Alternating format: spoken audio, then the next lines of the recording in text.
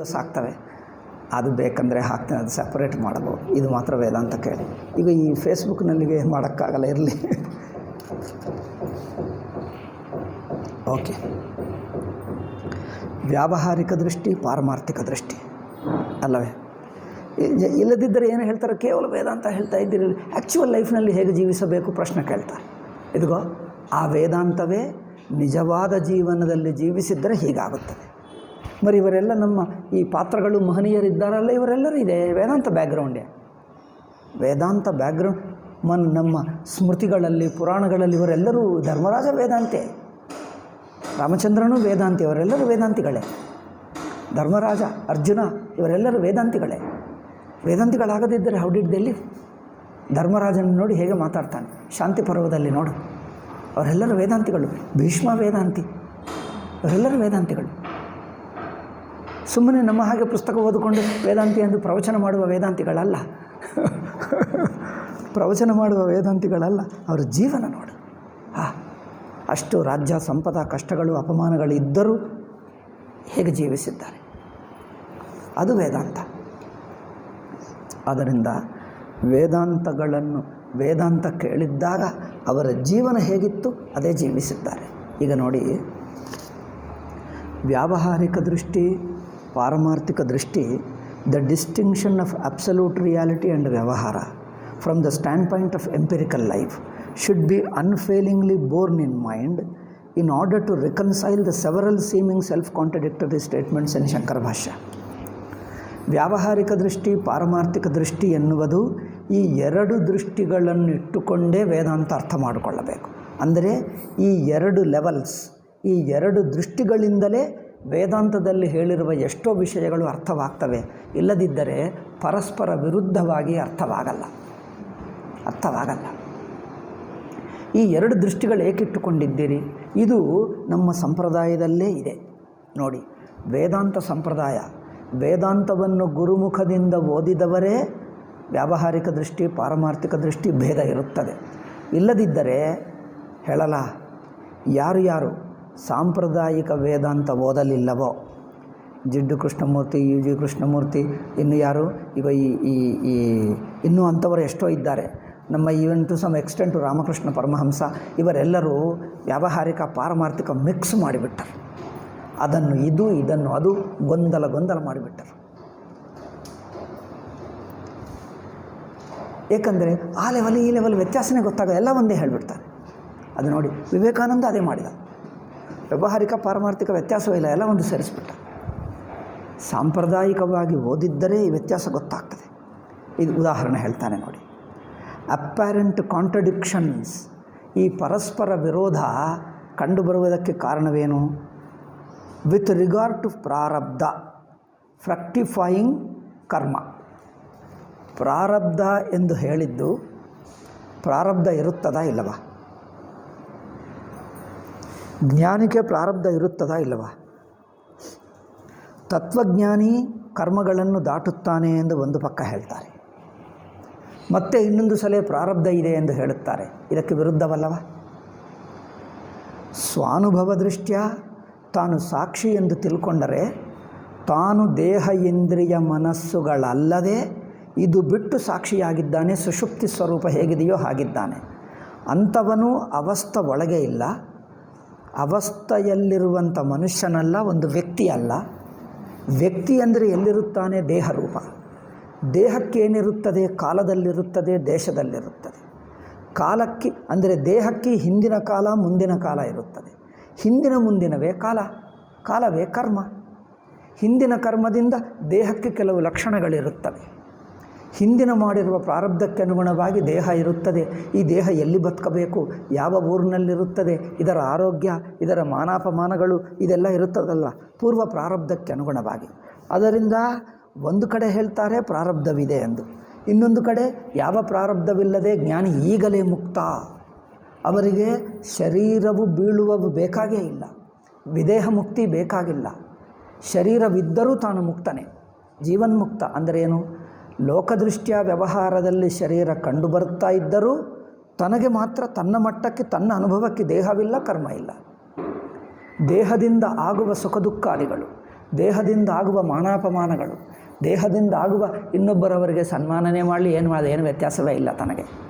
ಸಣ್ಣ ಮಗುವಿಗೆ ಇನ್ನೊಬ್ಬರು ಪ್ರಶಂಸಾ ನಿಂದೆ ಮಾಡಿದ್ದರೆ ಮಗುಗೇನಾದರೂ ಗೊತ್ತಾಗ್ತದೆ? ಮಗುಗೇನು ವ್ಯತ್ಯಾಸವೇ ಇಲ್ಲ.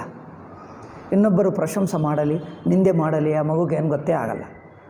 ಹಾಗೆ ಮಗುಗೆ ಹೇಗೆ ಗೊತ್ತಾಗಲ್ಲವೋ ಈ ಪ್ರಾರಬ್ಧ ಅಂದರೆ ಈ ದೇಹ ದೃಷ್ಟ್ಯ ದೇಹದ ಸ್ಥಿತಿಗತಿಗಳು, ಅದಕ್ಕೆ ಆಗಿರುವ ಹಿಂದಿನ ಕರ್ಮಗಳು ಅದೇನೇ ಇರಲಿ ಅದು ದೇಹಕ್ಕಿರುತ್ತದೆ.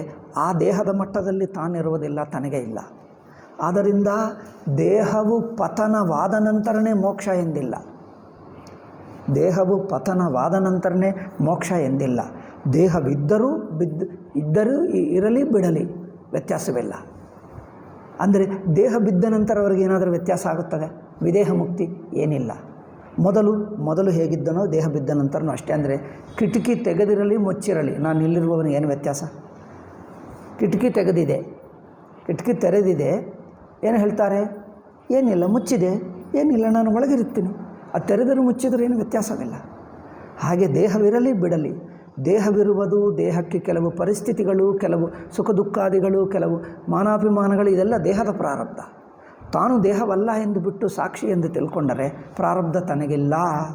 ಇದು ನೋಡಿ. ಆದ್ದರಿಂದ ಆ ಪ್ರಾರಬ್ಧ ಇರುವವರೆಗೂ ದೇಹವು ಕೆಲವು ದಿವಸ ಇದ್ದು ಬಿದ್ದು ಹೋಗುತ್ತದೆ. ಆದರೆ ದೇಹವು ಬಿದ್ದು ಹೋದಾಗ ಅವರಿಗೇನಾದರೂ ವ್ಯತ್ಯಾಸ ಆಯಿತಾ? ತತ್ವಜ್ಞಾನಿಗೆ ದೇಹವಿರುವಾಗಲೇ ಅವರಿಗೆ ವ್ಯತ್ಯಾಸ ಇಲ್ಲ. ದೇಹ ಬಿದ್ದು ಹೋದ ನಂತರ ಏನು ವ್ಯತ್ಯಾಸ ಆಗುತ್ತೆ? ನಮಗನಿಸುತ್ತದೆ ದೇಹವಿರುವಾಗ ಸ್ವಲ್ಪ ಲಿಮಿಟೇಷನ್, ಸ್ವಲ್ಪ ಪರಿಮಿತಿಗಳಿರುತ್ತವೆ. ದೇಹ ಬಿದ್ದಾಗ ಸ್ವಲ್ಪ ವ್ಯತ್ಯಾಸ ಅನಿಸಲೇಬೇಕೇ? ದೇಹ ಬಿದ್ದ ನಂತರ ಆನಂದವಾಗ್ತದೆ, ಅಬ್ಬಾ ಎಲ್ಲ ಸಂಸಾರ ಹೋಯಿತು, ದೇಹವೇ ಅನಾರೋಗ್ಯ, ಅದರಿಂದ ಕರ್ಮಗಳೆಲ್ಲ ಹೋಯಿತು. ಆವಾಗಲೇ ಜನರು ಅದೇನು ತಿಳ್ಕೊಳ್ತಾರೆ? ದೇಹ ಬಿದ್ದ ನಂತರನೇ ನಿಜವಾದ ಮೋಕ್ಷ, ವಿದೇಹ ಮುಕ್ತಿ ನಿಜವಾದ ಮೋಕ್ಷ. ಅವರು 2 tier ಮೋಕ್ಷ ಮಾಡಿಬಿಡ್ತಾರೆ, 2 stage ಮೋಕ್ಷ. ಜೀವನ್ಮುಕ್ತಿ ಒಂದು ಬಗೆಯಾದ ಮೋಕ್ಷವೇ, ಆದರೆ ಸ್ವಲ್ಪ ದುಃಖ ಇರುತ್ತದೆ, ಸಂಸಾರ ಇರುತ್ತದೆ. ದೇಹ ಬಿದ್ದ ನಂತರ ನಿಜವಾದ ಮೋಕ್ಷ. ಅಂದರೆ ದೇಹವು ಅವರಿಗೆ ಅಡ್ಡಿಯಾಯಿತಾ ಮೋಕ್ಷಕ್ಕೆ? ದೇಹವು ಅಡ್ಡಿಯಾಯಿತಾ? ಏನಪ್ಪ, ಹಗ್ಗನನ್ನು ಹಾವಾಗಿ ತಿಳ್ಕೊಂಡಿದ್ದೀವಿ. ನಂತರ ಹಾವನ್ನು ಸಾಯಿಸಿ ಸುಟ್ಟು ಹೋದ ನಂತರ ಹಗ್ಗಪ್ಪ, ಮೊದಲೇನೋ ಸಾಯಿಸಿದ್ದೀವಿ ಹಾವನ್ನು, ಮೊದಲು ಹಾವನ್ನು ಸಾಯಿಸಿದ್ದೀವಿ. ಏನು ಒಂದು ಕೋಲು ತೊಗೊಂಡುಬಿಟ್ಟು 10 ಸಲ ಹೊಡೆದು ಬಿಟ್ಟರೆ ಅದಕ್ಕೆ ಹಾಗೆ ಬಿದ್ದು ಬಿಟ್ಟಿತ್ತು, ಈಗ ಅಲ್ಗಾಡಲ್ಲ. ನಂತರ ಅದನ್ನು ಸುಟ್ಟು ಹಾಕಿದ್ದೇವೆ. ಆದ ನಂತರ ಆವಾಗ ಹಗ್ಗ, ಅಬ್ಬಾ ಮೊದಲು ಸತ್ತು ಹೋದಾಗ ನನಗೆ ಮೋಕ್ಷವಾಯಿತು, ಆದರೂ ಇನ್ನು ಪೂರ್ತಿ ಆಗಲಿಲ್ಲ. ನೀವು ಅದನ್ನು ಸುಟ್ಟು ಹಾಕಿದ ನಂತರ ಈಗ ಹಗ್ಗಕ್ಕೆ ನಿಜವಾದ ಮೋಕ್ಷ ಆಯಿತು ಅಂದ್ಕೊಳ್ತದೆ. ಹಾವು ತೋರುವಾಗಲೇ ಹಗ್ಗಕ್ಕಿಲ್ಲ. ಈ ಪಾಯಿಂಟ್ ಅರ್ಥವಾಗ್ತಾ ಇದೆಯಾ? ಜೀವತೋಪಿ ವಿದಿಶುವ ಶರೀರತ್ವಂ, ಭಾಷ್ಯಕಾರರು ಹೇಳ್ತಾರೆ. ಶರೀರವು ತೋರುವಾಗಲೂ ಇನ್ನೊಬ್ಬರಿಗೆ, ಮಿಕ್ಕ ಜನರಿಗೆ ಶರೀರ, ಈ ಮಾತು, ಈ ನಡತೆ ತೋರುವಾಗಲೂ ತನ್ನ ಅನುಭವಕ್ಕಿಲ್ಲವೇ ಇಲ್ಲ. ನಿದ್ದೆ ಹೋಗಿರುವವನಿಗೆ ದೇಹವಿದೆಯಾ? ನೋಡಿ, ನಿದ್ದೆ ಹೋಗಿರುವವನಿಗೆ ತಲೆ ಯಾವ ಪಕ್ಕ ಇದೆ? ಜನರು ಹೇಳ್ತಾರಲ್ಲ, ಕಾಲು ದಕ್ಷಿಣಕ್ಕೆ ಮಾಡಬಾರದು ಅಲ್ಲವೇ, ಪೂರ್ವಕ್ಕೆ ಮಾಡಬಾರದು. ಪೂರ್ವಕ್ಕೆ ದಕ್ಷಿಣಕ್ಕೆ ಕಾಲು ಮಾಡದೆ ತಲೆ ದಕ್ಷಿಣಕ್ಕಿರಬೇಕು ಅಥವಾ ಪೂರ್ವಕ್ಕಿರಬೇಕು, ಕಾಲು ಪಶ್ಚಿಮಕ್ಕಾದರೂ ಉತ್ತರಕ್ಕಾದರೂ ಇರಬೇಕು, ಇದು ಹೇಳ್ತಾರೆ. ಅವರು ಮಲ್ಕೊಂಡವನಿಗೆ ಕಾಲೆಲ್ಲಿದೆ ತಲೆ ಎಲ್ಲಿದೆ ವ್ಯತ್ಯಾಸನ? ನಿದ್ರಾನುಭವಕ್ಕೆ, ಸುಷುಪ್ತಿ ಅನುಭವಕ್ಕೆ ದೇಹವೂ ಇಲ್ಲ, ದೇಹವು ದಕ್ಷಿಣವೋ ಉತ್ತರವೋ ಅದೂ ಇಲ್ಲ. ಹಾಗೆ ಸುಷುಪ್ತಿ ಅನುಭವ ಸ್ವರೂಪ ಹೇಗಿದೆಯೋ ಹಾಗಿರುತ್ತಾನೆ. ಆದ್ದರಿಂದ ಈಗಲೇ, ಏಕೆ? ದೇಹವು ನಾನಲ್ಲ, ಕೇವಲ ಅಧ್ಯಾಸ ಎಂದು ಅಧ್ಯಾಸ ಅಂದರೆ ಏನು? ಬಾಹ್ಯ ದೃಷ್ಟಿಗಿದೆ, ಇನ್ನೊಬ್ಬರ ದೃಷ್ಟಿಗೆ. ನಟ ಇದ್ದಾನೆ ನೋಡಿ, ಇನ್ನೊಬ್ಬರ ದೃಷ್ಟಿಗೆ ತೋರುತ್ತದೆ, ತನ್ನ ದೃಷ್ಟಿಗಿಲ್ಲವೇ ಇಲ್ಲ ಅಲ್ಲವೇ? ನಟನೂ ಒಂದು ಪಾತ್ರ ಧರಿಸ್ತಾನೆ, ಭಿಕ್ಷುಕ ಪಾತ್ರ ಅಥವಾ ರಾಜನ ಪಾತ್ರ, ಯಾವುದೇ ಪಾತ್ರ ಪ್ರೇಕ್ಷಕನಿಗೆ ಕಂಡು ಬರ್ತಾನೆ ಅಲ್ಲವೇ? ಅವರು ಕುಂಟೋ ಏನೋ ಕಂಡು ಬರ್ತಾನೆ ಅಲ್ಲಿ. ಅವನು ನಾಟಕ ಬಿಟ್ಟ ನಂತರ ಅಬ್ಬಾ ಆವಾಗ ನಿಜವಾಗ ಆಗ್ತದೆ. ಅದೇನು, ಆ ವೇಷ ತೆಗೆಯಬೇಕಾ? ಇಲ್ಲದಿದ್ದರೆ ಅವರು ಭಿಕ್ಷುಕನಾಗಿ ಅನುಭವಿಸ್ತಾನ ಕಷ್ಟ. ಅದು ಪಾತ್ರ ನಾಟಕ ಆಡುವುದು ಬಿಟ್ಟು, ಪಾತ್ರ ಎಲ್ಲ ಅದೇನು ವೇಷ ಎಲ್ಲ ಬಿಟ್ಟ ನಂತರನೇ ಈಗಲೇ ನನಗೆ ಮೋಕ್ಷವಾಯಿತು, ಅಬ್ಬಾ ಇನ್ನೊಂದು ಸಲ ನನಗೆ ಆಟ ಆಡಿಸಬೇಡಿ, ಅಯ್ಯೋ ತುಂಬ ಕಷ್ಟವಾಗ್ತಾ ಇದೆ, ಈಗ ನನಗೆ ಮೋಕ್ಷವಾಯಿತು ತಿಳ್ಕೊಳ್ತಾನೆ. ನೋಡುವವರಿಗೆ ಏನನಿಸುತ್ತದೆ, ಅಯ್ಯೋ ಪಾಪ ಅವರಿಗೆ ತುಂಬ ಕಷ್ಟ ಇತ್ತು, ಈಗ ನಾಟಕ ಬಿಟ್ಟ ನಂತರ ಈಗ ಹಗುರವಾಯಿತು, ಆನಂದವಾಯಿತು ಅವರಿಗೆ. ಅವರು ನಾಟಕ ಆಡುವಾಗಲೂ ಹಾಗೇ ಇದ್ದ. ನಾಟಕವನ್ನು ಆಡುತ್ತಾ ಇರುವಾಗಲೂ ಅವರಿಗೆ ಏನು ತೊಂದರೆನೇ ಇಲ್ಲ, ಅದೆಲ್ಲ ಸುಮ್ಮನೆ ಒಂದು ಆಟ ಹಾಗೆ ಆಡ್ತಾ ಇದ್ದಾನೆ. ಹಾಗೆ ದೇಹವು ತೋರುತ್ತಾ ಇದ್ದರೂ ಬಾಹ್ಯ ದೃಷ್ಟಿಗೆ, ಇನ್ನೊಬ್ಬರ ದೃಷ್ಟಿಗೆ, ಪ್ರೇಕ್ಷಕರ ದೃಷ್ಟಿಗೆ ಪಾತ್ರ ತೋರುತ್ತಾ ಇದ್ದರೂ ತನಗೆ ಪಾತ್ರದ ಭಾರ ತನ್ನ ಮೇಲೆ ಇರುತ್ತದೆ. ಅಬ್ಬಾ, ನಾನಿಷ್ಟು ಪಾತ್ರ ಧರಿಸಿಕೊಂಡೆ, ಅಯ್ಯೋ ಪಾತ್ರ ನನ್ನ ಮೇಲೆ ಕೂತಿದೆ, ಈ ಪಾತ್ರ ತೆಗೆಯೋಣ, ಆವಾಗ ನನಗೆ ಹಗುರವಾಗ್ತದೆ ಅಂದ್ಕೊಳ್ತಾನೆ. ಪಾತ್ರ ಭಾರ ಮಾಡ್ತದೆ. ಹಾಗೆ ಪಾತ್ರ ನಿಜವಾಗಿ ಬಿಟ್ಟ ನಂತರನೇ ಮೋಕ್ಷ ಬರ್ತದೆ. ಪಾತ್ರ ಇಲ್ಲ ಎಂದು ತಿಳ್ಕೊಂಡ್ರೆ ಮುಗೀತು. ಪಾತ್ರ ತನಗೆ ಇಲ್ಲ ಎಂದು ತಿಳ್ಕೊಂಡ ಕ್ಷಣವೇ ತನಗೆ ಇಲ್ಲ.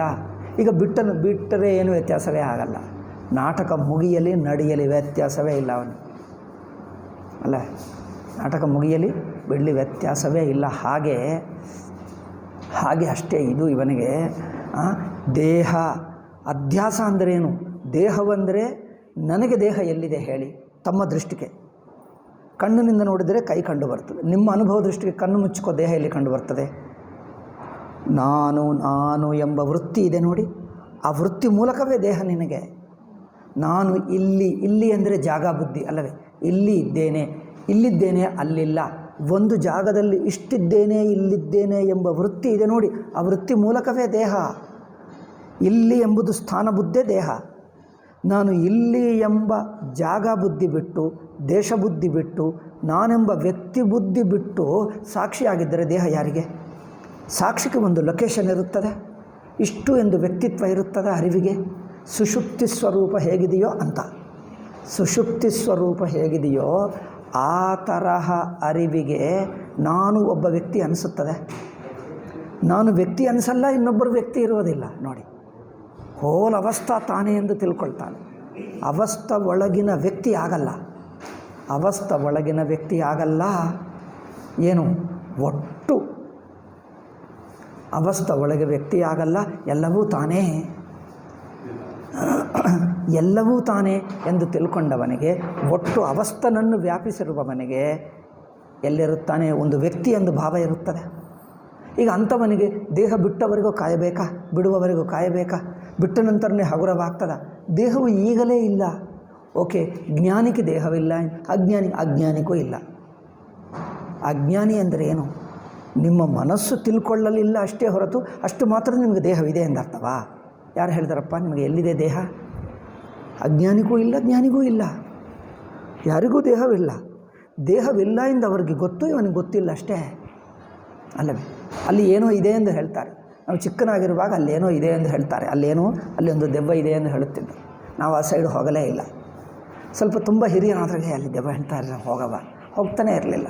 ಅಲ್ಲಿ ಏನದು ಕತ್ತಲೆ, ಆ ಕಾಲದಲ್ಲಿ ಎಲ್ಲ ಕತ್ತಲೆ, ಏನು ಕರೆಂಟ್ ಇಲ್ಲ, ಏನಿಲ್ಲ, ರೂಮ್ಗಳೆಲ್ಲ ಕತ್ತಲೆ ರೂಮ್ಗಳೇ, ಒಂದರಿಂದ ಒಂದು ಏನೋ ದೀಪ ಇಟ್ಕೊಂಡು ಹೋಗುವುದು, ಅಥವಾ ಎಲ್ಲೋ 2-3 ಆ ಮುಖ್ಯವಾಗಿ ಮಡಿ ರೂಮೆಲ್ಲ ಏನದು ಆ ದೇವರ ಮನೆ, ಆ ಪಕ್ಕಕ್ಕಿರುವ ಮಡಿ ರೂಮೆಲ್ಲ ಕತ್ತಲೆನೇ ಆಲ್ವೇಸ್ ಅದೇ ಅಲ್ಲೇ ಕತ್ತಲೆ ಇರೋದು. ಅದೇ ಏನೋ ಹೆದರಿಸ್ತಿದ್ದರು. ಹಾಗೆ ಏನೋ ಇದೆ. ಹಿರಿಯ ಆದ ನಂತರ ಒಂದು ಸಲ ಹೇಳಿದರೆ ದೆವ್ವ ಎಂದು, ಅಲ್ಲಿ ಕತ್ತಲೆ ರಾತ್ರಿ ಆದ ನಂತರ ಹೋಗಲೇಬಾರದು ಎಂದು ಅಲ್ಲಿ ಪಕ್ಕಕ್ಕೆ ಒಂದು ಸಲ ಏನೋ ಕೆಲಸ ಬಂತು, ಹೋಗಿದ್ದೇವೆ. ಯಾವ ದೇವ ಕಂಡು ಬಂದೇ ಇಲ್ಲ ಎಲ್ಲಿದೆಪ್ಪ ದೇವ?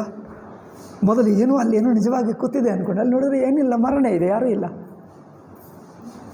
ಅಂದರೆ ಹಾಗೆಯೇ ಏನೋ ನನಗೆ ದೇಹ ಇದೆ ಅಂದ್ಕೊಂಡಿದ್ದೆ ಅಷ್ಟೇ, ಅಲ್ಲಿ ಏನಿಲ್ಲ, ಯಾರಿಗೂ ಇಲ್ಲ ದೇಹ, ಸುಮ್ಮನೆ ಅಂದ್ಕೊಂಡಿದ್ದೆ. ಅದು ಇಲ್ಲ ಎಂದು ತಿಳ್ಕೊಂಡ್ರೆ ಏನಾಗ್ತದೆ ಎಕ್ಸ್ಟ್ರಾ? ದೇಹವು ನಿಜವಾಗಿ ಹೋಗಿಬಿಡ್ತದೆ. ದೇಹವು ನಿಜವಾಗಿ ಹೋಗುವುದೂ ಇಲ್ಲ, ನಿಜವಾಗಿ ಬರುವುದೂ ಇಲ್ಲ. ಇದೇ ಒಂದು ವೃತ್ತಿ ಇತ್ತು, ಮನೋವೃತ್ತಿ ಹೋಯ್ತಷ್ಟೇ. ಮನೋವೃತ್ತಿ ತಪ್ಪು ಎಂದು ಗೊತ್ತಾಯಿತು. ಚೈತನ್ಯ ಹಾಗೇ ಇದೆ. ಎರವಿನ ಸ್ವರೂಪವಾದ ಎರವು ಹಾಗೇ ಇದೆ, ತನ್ನ ಅನುಭವಕ್ಕಿಲ್ಲವೇ ಇಲ್ಲ. ಇದು ಹೊಸದಾಗಿ ಏನು ಬಂದಿಲ್ಲ, ನಾನು ಹಿಂದೆನೂ ಹೀಗೇ ಇದ್ದೆ, ಈಗಲೂ ಹೀಗೆ ಇದ್ದೀನಿ, ಎಂದಿಗೂ ಹಾಗೇ ಇರುತ್ತಾನೆ. ಎಂದಿಗೂ ದೇಹಾದಿರಹಿತನಾಗೇ ಇರುತ್ತಾನೆ. ಅದು ಮುಖ್ಯ ನೋಡಿ. ಸುಷುಪ್ತಿ ಹೇಗಿದೆಯೋ ಹಾಗೇ ಇದ್ದಾನೆ. ದೇಹವೂ ಇಲ್ಲ, ಇಂದ್ರಿಯ ಮನಸ್ಸುಗಳೂ ಇಲ್ಲ, ತಾನಲ್ಲವೇ ಅಲ್ಲ ಅದು. ಅಂಥವನಿಗೆ ಬಾಹ್ಯದೃಷ್ಟಿ ಏನು ಹೇಳ್ತೀವಿ, ಈಗ ದೇಹದಲ್ಲಿ ಜೀವಿಸ್ತಾ ಇದ್ದಾನೆ, ತತ್ವಜ್ಞಾನಿ ಆದರೂ ದೇಹ ನಡೆಯುತ್ತಾ ಇದೆ, ಕೆಲವು ದಿವಸ ಏಕೆ ಅಂದರೆ ಪ್ರಾರಬ್ಧದಿಂದ ಎಂದು ಹೇಳ್ತಾರೆ. ಇನ್ನೊಬ್ಬರಿಗೆ ಅರ್ಥವಾಗಲ್ಲ, ಅವರಿಗೇನು ಅರ್ಥವಾಗಲ್ಲ. ನೀವು ತತ್ವಜ್ಞಾನಿ ಆದರೆ ದೇಹವು ನಾನಲ್ಲ ಹೇಳ್ತಿರಲ್ಲ, మరి ಆದರೆ ದೇಹ ಕಂಡು ಬರ್ತಾ ಇದೆ, ಆಯ್ತಪ್ಪ ಪ್ರಾರಬ್ಧ ಇದೆ ಅಂತ ಹೇಳ್ತಾರೆ. ಅಂದರೆ ಲೌಕಿಕ ದೃಷ್ಟ್ಯ, ವ್ಯಾವಹಾರಿಕ ದೃಷ್ಟ್ಯ ಪ್ರಾರಬ್ಧ ಎಂದು ಹೇಳ್ತೀವಿ. ಪ್ರಾರಬ್ಧ ಮುಗಿಯಿತು, ಅದರಿಂದ ದೇಹವು ಬಿದ್ದು ಬಿಟ್ಟಿತು ಹೇಳ್ತೀವಿ ಅಷ್ಟು. ಅವರಿಗೇನು ವ್ಯತ್ಯಾಸ ಆಗಲ್ಲ. ಆದ್ದರಿಂದ ವ್ಯಾವಹಾರಿಕ ದೃಷ್ಟ್ಯ ಪ್ರಾರಬ್ಧ, ಸ್ವರೂಪ ದೃಷ್ಟ್ಯ ಪ್ರಾರಬ್ಧವಿಲ್ಲ. ಏಕೆ? ಪ್ರಾರಬ್ಧ ಎಂಬುದು ಕಾಲ, ಕರ್ಮ ಕಾಲದಲ್ಲಿರುತ್ತದೆ, ಪೂರ್ವಾಪರ ಸಂಬಂಧ. ಕಾಲ ಕರ್ಮಗಳು ದೇಹಕ್ಕಿರುತ್ತವೆ. ಈ ಕಾಲ ಕರ್ಮ ದೇಹ ಮೂರೆಂಬುದು ಎಲ್ಲಿರುತ್ತದೆ? ಅಧ್ಯಾಸ ಒಳಗೆ ಇರುತ್ತದೆ, ಅಂದರೆ ಅವಸ್ಥಾ ಒಳಗೆ. ಸ್ವಪ್ನ ಅವಸ್ಥನೇ ನಾನಲ್ಲ ಎಂದು ತಿಳ್ಕೊಂಡರೆ ಅವಸ್ಥಾ ಒಳಗಿನ ದೇಹ ನಿಮಗೇನು ಮಾಡ್ತದೆ? ಸ್ವಪ್ನವೇ ನಾನಲ್ಲ ಎಂದು ತಿಳ್ಕೊಂಡವನಿಗೆ ಸ್ವಪ್ನ ದೇಹ ನಿಮಗೇನು ಇದೆಯಾ ಇಲ್ಲವಾ? ಬಿಟ್ಕೊಳ್ಳಬೇಕಾ? ಇಲ್ಲವೇ ಇಲ್ಲ, ಬಿಡುವುದೇನು? ಹಾಗೆ. ಆದ್ದರಿಂದ ಇದು ದೇಹವು ಈ ವೃತ್ತಿಯಿಂದಲೇ ದೇಹ, ಮನಸ್ಸಿನ ವೃತ್ತಿ ಮೂಲಕವೇ ದೇಹ. ಈ ವಸ್ತು ನನ್ನದು ಹೇಳ್ತಾನೆ, ಈ ಮನೆ ನನ್ನದು ಹೇಳ್ತಾರೆ, ಈ ಮನುಷ್ಯರು ನನ್ನವರು ಹೇಳ್ತಾರೆ. ನನ್ನವರು ನಿಮ್ಮ ವೃತ್ತೇ. ಆ ಮೋಹ ಬಿಟ್ಟ ನಂತರ ಇವರು ಯಾರಪ್ಪ, ಎಲ್ಲರೂ ಮನುಷ್ಯರ ಹಾಗೆ ಇವರು ಮನುಷ್ಯರೇ, మరి ಇವರನ್ನು ನಮ್ಮವರು ಎಂದು ಏಕೆ ಹೇಳ್ಕೊಂಡಿದ್ದೀವಿ? ನಮ್ಮ ಅಂದರೆ ಇಲ್ಲಿ ಏನಿದೆ? ಅವರಲ್ಲ, ಇವರು ಮಾತ್ರ ನಮ್ಮವರು ಇಲ್ಲೇ ಈ ಮನೆಯಲ್ಲೇ ಹುಟ್ಟಿದೆ, ಇವರ ಜೊತೆಗೆ ಬೆಳೆದಿದೆ ಅನಿಸುತ್ತದೆ. ನಂತರ ನೋಡಿದರೆ ನನಗೆ ಹಾಗೆ ಅನಿಸುತ್ತಿತ್ತು, ಎಲ್ಲಿ ಹುಟ್ಟಿದ್ದೀನೋ ಅವ್ರ ಜೊತೆಗೆ ಇವರು ನಮ್ಮವರು. ನಂತರ ನೋಡಿದರೆ ಮಿಕ್ಕ ಜನರು ಹಾಗೆ ಇವರು ಜನರೇ. మరి ಏನಿದೆ ಈ ವ್ಯತ್ಯಾಸ? ಸುಮ್ಮನೆ ಒಂದು ಕಡೆ ಇದ್ದೀವಿ ಅಷ್ಟೇ, ಏನೂ ಇಲ್ಲ ವ್ಯತ್ಯಾಸ. ಇದು ಸುಮ್ಮನೆ ನಮ್ಮ ಎಂಬುದು ಮಮಕಾರ ವೃತ್ತೇ, ಮನೋವೃತ್ತಿ ಬಿಟ್ಟರೆ ಅವರು ಯಾರೋ ಏನೋ ವ್ಯತ್ಯಾಸವೇ ಇಲ್ಲ. ಎಷ್ಟೋ 30 ವರ್ಷ ನಂತರ ಒಬ್ಬರು ಭೇಟಿಯಾದರು. ಒಬ್ಬರು ಭೇಟಿಯಾದ ನಂತರ ಅಲ್ಲಿ ಕೂತಿದ್ದರೆ ನಾನು ಕೇಳಿದ್ದೀನಿ, ಅವ್ರಿಗೆ ಗೊತ್ತಾಗಲಿಲ್ಲ. ಅವರು ಯಾರು? ಸ್ವಾಮೀಜಿ ನಿಮ್ಮ ದರ್ಶನಕ್ಕೆ ಬಂದರು ಎಂದು. ಅವ್ರು ಕೂತಿದ್ದಾಗ ನೀವು ಯಾರು, ಎಲ್ಲಿಂದ ಬಂದಿದ್ದೀರಿ ಎಂದು ಅವ್ರು ಹೇಳ್ತಾರೆ, ನಾನು ಎಂದು ಹೇಳಿದರು. ಅಯ್ಯೋ, ಆವಾಗ ಗೊತ್ತಾಯ್ತು ಇವರೇ. ಆವಾಗ ಗೊತ್ತಾಯಿತು, 30 ವರ್ಷ ನಂತರ ಅವರು ನೋಡಿದೆ. ಅವರಂದರೆ ಯಾರು ಅನಿಸುತ್ತದೆ, ಏನು ವ್ಯತ್ಯಾಸವೇ ಇಲ್ಲ. ಹಾಗೆಯೇ ಈ ದೇಹವು ನಾನು ಎಂದು ವೃತ್ತಿ ಮೂಲಕ, ಆ ವೃತ್ತಿ ಬಿಡು, ನೀವು ಸುಷುಪ್ತಿ ಹಾಗೆಯೇ ಇದ್ದೀವಿ. ದೇಹವು ನಿನ್ನದೋ ಇನ್ನೊಬ್ಬರದು ಗೊತ್ತಾಗ್ತದೆ. ಇನ್ನೊಂದು ಹೇಳಲ್ಲ, ನೀವು ಮಲ್ಕೊಂಡು ಬಿಟ್ಟು ಮತ್ತೆ ಈ ದೇಹಕ್ಕೆ ಬರ್ತಿರಲ್ಲ, ಇದು ನಿಮ್ಮದೇ ದೇಹವಾ ಇನ್ನೊಬ್ಬರ ದೇಹಕ್ಕೆ ಬಂದಿದ್ದೀರಾ ಹೇಳಿ? ನೀವು ಅದೇ ದೇಹಕ್ಕೆ ಬಂದಿದ್ದೀರಾ, ಇನ್ನೊಬ್ಬರ ದೇಹಕ್ಕೆ ಬಂದಿದ್ದೀರಾ? ಹೇಗೆ ಗೊತ್ತು ನಿಮಗೆ? ನೀವು ಮಲ್ಕೊಂಡಾಗ ದೇಹವಿಲ್ಲ, ಮತ್ತೆ ಈ ದೇಹಕ್ಕೆ ಬಂದರೆ ಇದೇ ದೇಹವಾ ಇನ್ನೊಬ್ಬರ ದೇಹವಾ? ಇದೇ ದೇಹ ಎಂದು ಹೇಗೆ ಗೊತ್ತು? ಇದು ನಿಮ್ಮ ದೇಹ ಎಂದು ಹೇಗೆ ಗೊತ್ತು? ದೇಹಕ್ಕೆ ಬಂದ ನಂತರ ನಿಮ್ಮ ದೇಹ ಆಗುತ್ತದಾ? ಬರುವಕ್ಕೆ ಮುಂಚೆನೇ ನನ್ನ ದೇಹ ನೋಡ್ಕೊಂಡು ಇದಕ್ಕೆ ಬರ್ತೀರಾ? ಅಲ್ಲಿ ದೇಹಗಳಿರುತ್ತವೆ ಅಲ್ಲವೇ? ನೀವು ಮಲ್ಕೊಳ್ತೀರಿ, ಎಚ್ಚರಕ್ಕೆ ಬಂದಾಗ ಎಲ್ಲ ನೋಡ್ಕೊಂಡಿದ್ದು ಯಾರ ದೇಹ, ನನ್ನದೇನಾ, ನನ್ನ ಹೆಸರೇನಾ? ಇಲ್ಲಿಗೇನಾದರೂ ಏನೋ ಹೇಳ್ತಾರೆ ನೋಡಿ, ಹುಟ್ಟಿದಾಗ ಮೋಲ್ಸ್ ಇರುತ್ತವೆ, ಕನ್ನಡದಲ್ಲಿ ಏನು ಹೇಳ್ತಾರೆ? ಮಚ್ಚೆ ಹೇಳ್ತಾರೆ. ಆ ಮಚ್ಚೆಗಳೆಲ್ಲ ಚೆಕ್ ಮಾಡಿಕೊಂಡು ಇದು ನನ್ನ ದೇಹ ಎಂದು ಬರ್ತೀರಾ? ಇದು ನನ್ನದೊಂದು ಹೇಗೆ ಗೊತ್ತು? ನೀವು ದೇಹ ಬಿಟ್ಟರೆ ನನ್ನದೇ ಅಲ್ಲ, ಯಾರ್ದೋ. ಆ ಕುರ್ಚಿ ಮೇಲೆ ಕೂತಿದ್ದ ಹಾಗೆ ಇದು ಯಾರೋ ಅಲ್ಲಿದ್ದಾರೆ ಅಷ್ಟೇ, ನಮಗೇನು ಗೊತ್ತಾಯಿತು? ಇದರಲ್ಲಿ ಪ್ರವೇಶ ಮಾಡಿ ನಾನು ಎಂದು ತಿಳ್ಕೊಂಡ ನಂತರ ನನ್ನದಾಯಿತು. ಇಲ್ಲದಿದ್ದರೆ ಹೇಗೆ ಗೊತ್ತು? ಇದು ನನ್ನದೆಂದು ಹೇಗೆ ಗೊತ್ತಪ್ಪ ನನಗೆ? ಅಯ್ಯೋ, ಇದು ಆಶ್ಚರ್ಯವೇ, ನಿಜವಾಗಿ ಆಶ್ಚರ್ಯವೇ. ಸುಮ್ಮನೆ ಇದು ನನ್ನದೆಂದು ಇಟ್ಕೊಂಡು ಮಾತಾಡ್ತಾ ಇದ್ದೀವಿ. ಅದು ನನ್ನದು ಭಾವ ಬಿಡು. ಇದು ನೋಡಿದರೆ ಯಾರ್ದೋ ಅನಿಸುತ್ತದೆ, ಅಲ್ಲಿ ಇದ್ದೇನೆ ಇಲ್ಲಿ ಅಷ್ಟೇನು ವ್ಯತ್ಯಾಸ ಇದೆಯಾ? ಇದು ಯಾರೋ ಇಲ್ಲಿದ್ದಾರೆ ಅಷ್ಟೇ. ಆ ಕುರ್ಚಿ ಹಾಗೆ ಇದೆಂದು ಬಿದ್ದಿದ್ದೀವಿ ಅಷ್ಟೇ, ಇದು ಬಿದ್ದಿದೆ ಅಷ್ಟೇ, ಇದು ಯಾರೋ ಏನೋ. ಸುಮ್ಮನೆ ನನ್ನದು ಅಂದ್ಕೊಂಡಿದ್ದೀವಿ, ಏನು ವ್ಯತ್ಯಾಸ ಇದೆ? ಹಾಗೆ ಮಿಕ್ಕ ಜನರು ಹೇಗೋ ಇದು ಅಷ್ಟೇ ಹೊರತು ಇದಕ್ಕೆ ನನ್ನದು ಏನೇನು ವ್ಯತ್ಯಾಸವೇ ಇಲ್ಲ. ಆದ್ದರಿಂದ ತನ್ನದು ಎಂದು ಇಟ್ಕೊಂಡು ಮಾತಾಡ್ತಾನೆ. ಆದ್ದರಿಂದ ಇದು ನಾನು ಹೀಗಿದ್ದೇನೆ ಇದೆಲ್ಲ ಆಶ್ಚರ್ಯಪ್ಪ. ನಾವು ಅಲ್ಲಿ ಋಷಿಕೇಶ್ನಲ್ಲಿ ಅಲ್ಲಿರುವಾಗ ಒಂದು 10 ವರ್ಷವರೆಗೂ ಕನ್ನಡಿ ನೋಡಲೇ ಇಲ್ಲ. ಎಲ್ಲಿ ಹೋಗುತ್ತಾ ಇರುವಾಗ ಒಂದು ಸಲ ಆಯಿತು, ಇಲ್ಲಿ ಹೀಗೆ ಅಲ್ಲೇನು ದಾರಿಯಲ್ಲಿ ಹೋಗುತ್ತಾ ಇರುವಾಗ ಕೆಲವು ಅಂಗಡಿಗಳಲ್ಲಿ ಎದುರಾಗಿ ಅವರು ಏನು ಮಿರರ್ ಇಟ್ಕೊಳ್ತಾರೆ ನೋಡಿ. ಅಂಗಡಿಗೆ ಎದುರಾಗೆ ಫ್ರಂಟಿನಲ್ಲಿ ಕೆಲವರು ಮಿರರ್ ಇಟ್ಟರು. ಆ ಮಿರರ್ ನೋಡಿಕೊಂಡ್ರೆ ಯಾರೋ ಸಾಧು ಕಂಡು ಬಂದರು. ನಾನು ನಮಸ್ಕಾರ ಮಾಡಿದೆ ನಂತರ ನೋಡಿ ಅದು ನಾನೇ. ಅದು ಏನು ಚಿತ್ರ ನೋಡಿಕೊಂಡು ಯಾರೋ ಸಾಧು ಬಂದರನ್ನ ನಮಸ್ಕಾರ ಮಾಡಿದೆ. ಅದು ನೋಡಿದ್ರೆ ಕೈ ಎತ್ತಿ ಮತ್ತೆ ನೋಡಿದ್ರೆ ಅಯ್ಯೋ ಅವನೇ ಅಂದ್ಕೊಂಡು. ಅಂದರೆ ಇದು ನೋಡಿದ್ರೆ ನಾನು ಹೀಗಿರುತ್ತೀನೋ ಎಂದು ನನಗೆ ಆಶ್ಚರ್ಯವಾಯಿತು. ಇದು ಯಾರೋ ಅನಿಸುತ್ತದೆ, ಏನು ವ್ಯತ್ಯಾಸವಿಲ್ಲ. ನಾವು ಕನ್ನಡಿ ನೋಡಿಕೊಂಡು ನಾವು ಅಂದ್ಕೊಂಡಿದ್ದೀವಿ 1 ವರ್ಷ ನೋಡಬೇಡಿ. ನಿಮ್ಮ ಮುಖ ನೋಡಿದರೆ ಯಾರೋ ಅನಿಸುತ್ತದೆ, ಈ ಕೈಕಾಲು ನೋಡಿದರೆ ಯಾರೋ ಅನಿಸುತ್ತದೆ, ನೀವು ಅಲ್ಲವೇ ಇಲ್ಲ. ಯಾರ್ದೋ ತಗೊಂಡು ಬಿಟ್ಟು ಅನ್ನೆಸರಿ ತನ್ನ ಮೇಲೆ ಹಾಕ್ಕೊಂಡಿದ್ದು ನಾನು ಹೇಳ್ತಾಯಿದ್ದೆ. ಇದು ಯಾರೂ ಅಲ್ಲ, ಸುಮ್ಮನೆ ವೇಸ್ಟ್, ಇದು ಅನಾವಶ್ಯಕ. ಭಾರ ಹಾಕ್ಕೊಂಡು ಅಳುತ್ತಾರೆ. ಆದ್ದರಿಂದ ಪ್ರಾರಬ್ಧ ನನ್ನದು ಎಂದಿಟ್ಟುಕೊಂಡು ದೇಶಕಾಲದಲ್ಲಿದ್ದು ಪ್ರಾರಬ್ಧ ಹೇಳಿದ್ದೇವೆ. ತನ್ನ ಅರಿವಿಗೆ ದೇಹವೇ ಇಲ್ಲ. ಅರಿವಿಗೂ ದೇಹವು ಬೇಕಾ? ಅರಿವಾಗಿರುವುದಕ್ಕೆ ದೇಹ ಬೇಕಾ? ಇರುವಾಗಿರುವುದಕ್ಕೆ ದೇಹವು ಬೇಕಾ? ಇದೇನು ಬೇಕಾಗಿಲ್ಲ. ಅದು ಸುಮ್ಮನೆ ಹೊರಗಿಂದು ಹಾಕ್ಕೊಂಡು ಮಾತಾಡೋದಷ್ಟೇ. ಅದರಿಂದ ವ್ಯವಹಾರ ದೃಷ್ಟ್ಯ ಪ್ರಾರಬ್ಧ ಹೇಳ್ತೀವಿ, ತನ್ನ ದೃಷ್ಟಿಗೆ ಪ್ರಾರಬ್ಧವೂ ಇಲ್ಲ. ಯಾರೋ ಹೇಳಿದ್ದರು, ತತ್ವಜ್ಞಾನಿಗೆ ಪುನರ್ಜನ್ಮ ಇಲ್ಲ ಎಂದು ಹೇಳಿದ್ದರು. ಹೇಗೆ? ಅದಕ್ಕೆ ಪ್ರೂಫ್ ಏನು? ಪುನರ್ಜನ್ಮ ಇಲ್ಲ ಎನ್ನುವುದಕ್ಕೆ ಹೇಗೆ ಸಿದ್ಧಪಡಿಸುವುದು? ಕೆಲವರು ಹೇಳಿದ್ದಾರೆ, ಅಜ್ಞಾನದಿಂದ ಇರುತ್ತದೆ, ಮತ್ತು ಅಜ್ಞಾನವಾಗಿ ಬಿಟ್ಟರೆ ಈಗ ಮತ್ತೆ ಪುನರ್ಜನ್ಮ ಇಲ್ಲ. ಹೀಗೆ ಉತ್ತರ ಹೇಳಿದೆ. ನಾನು ಹೇಳಿದೆ, ಈ ಜನ್ಮವೇ ಇಲ್ಲ, ಪುನರ್ಜನ್ಮ ಪ್ರಸಕ್ತಿಯಲ್ಲಿ. ಮುಂದಿನ ಜನ್ಮ ಇಲ್ಲ ಎನ್ನುವುದು ಏಕೆ? ಈಗಲೇ ಜನ್ಮ ಇಲ್ಲಪ್ಪ, ಮುಂದಿನ ಜನ್ಮ ಇಲ್ಲ ಏಕೆ? ಅಯ್ಯೋ, ಅದು ಹೇಗೆ? ಈಗಿನ ಜನ್ಮ ಇಲ್ಲ. ಜನ್ಮ ಎಂದು ನಿಮ್ಮ ಭ್ರಮೆ. ಯಾರಿಗೂ ಜನ್ಮ ಇಲ್ಲ, ನಿನಗೆ ಅಲ್ಲ, ಯಾರಿಗೂ ಇಲ್ಲ. ಈಗಲೇ ಜನ್ಮ ಇಲ್ಲ, ಮತ್ತು ಮುಂದಿನ ಜನ್ಮ ಇಲ್ಲ ಎನ್ನುವುದಕ್ಕೆ ಸಂದೇಹ ಬೇಕೆ? ಈಗಲೇ ಇಲ್ಲ. ನೀನು ಹಾಗೇ ಇದ್ದೀವಿ, ಇರುವಿನ ಸ್ವರೂಪ. ಅರಿವಾಗಿ ಹಾಗೇ ಇದ್ದೀವಿ. ದೇಹ ಇನ್ನೊಬ್ಬರದು ಹಾಕ್ಕೊಂಡಿದ್ದೀವಿ ಅಷ್ಟೇ, ನೀನಲ್ಲ. ಸುಮ್ಮನೆ ಹಾಕ್ಕೊಂಡು ಸುಮ್ಮನೆ ತನ್ನದೆಂದು ಇಟ್ಕೊಂಡು ಅಲ್ಲಿ ನೋಡಿ, ಅಲ್ಲಿ ಹೋಗುತ್ತಾ ಮಕ್ಕಳೇನು ಮಾಡ್ತಾರೆ ನೋಡಿ, ಅಲ್ಲಿ ಹೋಗಿ ಕುರ್ಚಿ ಕಂಡು ಬಂದರೆ ಕುರ್ಚಿ ಮೇಲೆ ಕೂತಿರ್ತಾರೆ. ಕುರ್ಚಿ ಅಲ್ಲ ನಾವು, ಈಗ ಕುರ್ಚಿ ಬಂದಿದೆ. ಕುರ್ಚಿ ಅಂದರೆ ಯಾರ್ದೋ ಎಂದು ಹೇಳ್ತೀವಿ ನಾವು. ಹಳ್ಳಿ ಜನರು, ಅಲ್ಲೇನು ಕಲ್ಲುಗಳಿರುತ್ತಿತ್ತು ಹಳ್ಳಿಯಲ್ಲಿ, ಕಲ್ಲು ಅಲ್ಲವೇ, ಅದೇನೋ ಕಂಡು ಬಂದರೆ, ಆ ಕಲ್ಲು ಕಂಡು ಬಂದರೆ ಅದ್ರ ಮೇಲೆ ಕೂತ್ಕೊಂಡು ನನ್ನದು ಎಂದು ಹೇಳ್ತಾರೆ. ಅಂತ ನೋಡಿದರೆ ಕಲ್ಲು ಯಾರ್ದಪ್ಪ? ಅಲ್ಲಿ ಕಲ್ಲು ಕಾಡಿನಲ್ಲಿರುತ್ತದೆ, ಯಾರ್ದೂ ಅಲ್ಲ. ಅಲ್ಲಿ ಏನೋ ಕಲ್ಲುಗಳಿರುತ್ತಿತ್ತು, ಹೋಗಿ ಕಲ್ಲು ಮೇಲೆ ಕೂತಿದ್ದು ನನ್ನದು ಹೇಳ್ತಾನೆ. ಇನ್ನೊಬ್ಬರು ಕೊಡ್ತಾನೆ, ಮಕ್ಕಳಿದು ನನ್ನದು ಹೇಳ್ತಾನೆ. ನನ್ನ ಕಲ್ಲು ನೀವು ಮುಟ್ಟಬೇಡ, ಇದು ನನ್ನದೇ, ನಾನು ಕೂತಿರ್ತೀನಿ ಅಂತ. ಕಲ್ಲು ಯಾರ್ದಪ್ಪ? ನೀವು ಕೂತಿದ್ದರೆ ನಿನ್ನದು ಆಯಿತಾ? ನೀವು ಮನಸ್ಸಿನಿಂದ ಅಂದ್ಕೊಂಡಿದ್ದೀವಿ ನನ್ನದು ಅಷ್ಟೇ. ಓಕೆ, ಸ್ವಲ್ಪ ಹೊತ್ತು ಆಟ ಆಡಿದ ನಂತರ ಯಾರೋ ಕರೆಯುತ್ತಾರೆ, ಅಮ್ಮ ಅಪ್ಪ ಬಿಟ್ಟು ಹೋಗ್ತಾನೆ. ಆವಾಗ ಯಾರ್ದು ಆಯಿತಾ ಕಲ್ಲು? ನನ್ನ ನಂತರ ಬಂದು ನೋಡಿದೆ, ಆವಾಗ ಆಟ ಆಡಿದೆ, ನನ್ನದು ಅಂದ್ಕೊಂಡೆ, ಈಗ ಯಾರದು ಕಲ್ಲು? ಹಾಗೆ ಇವೆಲ್ಲ ನಿಜವಾಗಿ ನೋಡಿದ್ದೀನಿ, ಆಶ್ಚರ್ಯವಾಯಿತು ನನಗೆ. ಹಾಗೆ ನನ್ನದು ಎನ್ನುವುದೇ ಸುರ್ಮನೆ ಅರ್ಥರಹಿತ. ನಿಮ್ಮ ಮನೆ ಇನ್ನೊಬ್ಬರಿಗೆ ಮಾರಿಬಿಡ್ತೀರಿ. ಮಾರಿಬಿಟ್ಟ ನಂತರ ಒಂದು 2 ವರ್ಷ ನಂತರ 3 ವರ್ಷ ನಂತರ ಬಂದು ನೋಡಿ, ಇದು ನೋಡಿದರೆ ಏನು ಅನಿಸುತ್ತದೆ? ಇದು ಯಾರದು? ನಿಮ್ಮದೇನಲ್ಲ. ಯಾವುದು ಮುಟ್ಟಕ್ಕಾಗಲ್ಲ, ಯಾವುದು ತೋರಿಸೋಕ್ಕಾಗಲ್ಲ. ಹಾಗೆ ಇದು ಅಷ್ಟೇ. ಬ್ರಹ್ಮಜ್ಞಾನಿ ಏನು ಮಾಡ್ತಾನೆ? ಜ್ಞಾನ ಪಡ್ಕೊಂಡರೆ ಈ ದೇಹವನ್ನೆಲ್ಲ ಮಾರಿಬಿಡ್ತಾನೆ ಅಲ್ಲವೇ? ತತ್ವಜ್ಞಾನ ಅಂದ್ರೇನು? ದೇಹವನ್ನು ಮಾರಿಬಿಡುವುದು, ಇನ್ನೊಬ್ಬರಿಗೆ ಡೊನೇಟ್ ಮಾಡಿಬಿಡುವುದು. ಪ್ರಪಂಚಕ್ಕೆ ಡೊನೇಟ್ ಮಾಡಿಬಿಟ್ಟಿದ್ದೇವೆ, ಯಾರಿಗೆ ಬೇಕೋ ಅವ್ರು ತಗೊಳ್ಳಲ್ಲ, ನಮ್ಮದಲ್ಲ ಅಷ್ಟೇ. ಈಗ ಆ ದೇಹವು ಇದ್ದರೇನು ಹೋದರೇನು, ಇವರಿಗೇನು ವ್ಯತ್ಯಾಸ?